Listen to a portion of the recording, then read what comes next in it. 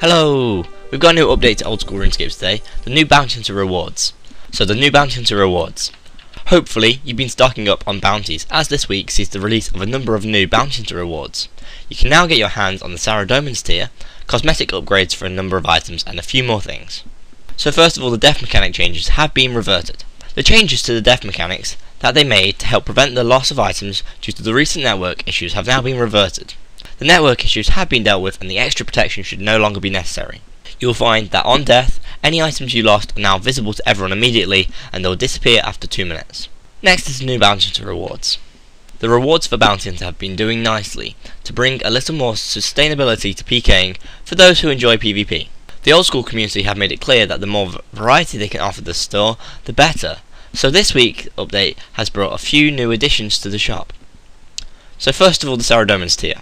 The Saradomin's tier is a new reward available from the emblem trader for the low price of 25 million bounties. When attached to the Saradomin's sword, the Blessed Saradomin's sword will be created. The Blessed Saradomin's sword will have the following stats and properties: 0 stab attack, 100 slash attack, 60 crush attack, 0 magic attack, 0 range attack, 88 strength bonus, and a 2 prayer bonus.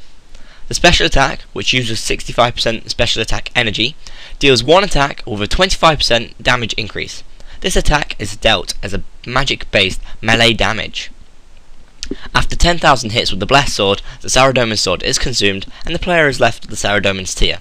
This creates an item sink for the Saradomin's sword, something that will help keep the profit for the Saradomin God Wars dungeon nice and high. Next is the cosmetic upgrade kits. Many of us will remember the graphical upgrades that Mod Alfred made before his departure.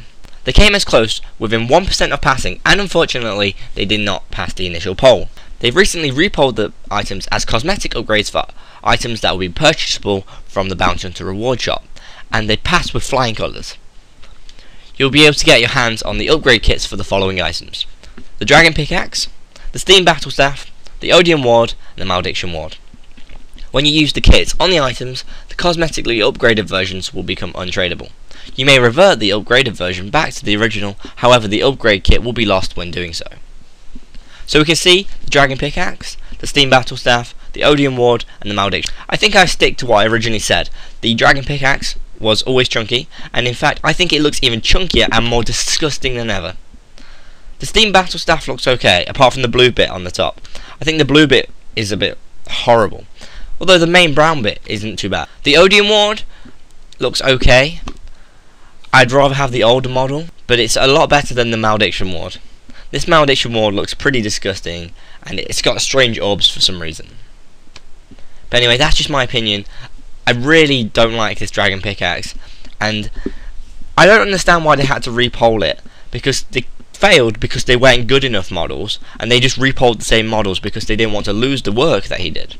But the thing was, if the work wasn't quality enough for the game, why repoll it again? But anyway, let's go on to the Magic Shortbow buff. The Magic Shortbow imbued is receiving a small buff with this update, taking the range bonus up from 69 to 75. The added accuracy will be a nice addition to the already useful reduced special attack cost. Next, the Wilderness Boss emblem drop. Wilderness bosses and demi-bosses on world 318, which is the Bounty Hunter world, will now have a chance of dropping tier 1 mysterious emblems.